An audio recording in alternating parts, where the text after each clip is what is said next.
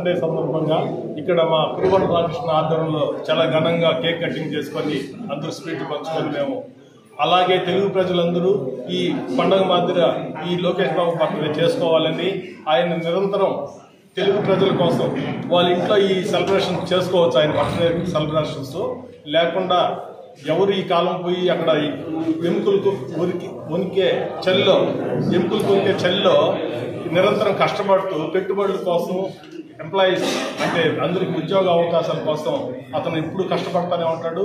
అతను 226 రోజులు పాదయాత్రలో ఇచ్చిన 112 కిలోమీటర్లు పాదయాత్రలో ఇచ్చిన వాగ్దానాలన్నీ అందరూ కష్ట నష్టాలన్నీ తెలుసుకొని ప్రజలకి ఇప్పుడు ఆయన తోడుగా ఉంటాడని ఆ భగవంతుడు ఆయనకి ఇప్పుడు తోడుగా ఉండాలని సెలవు.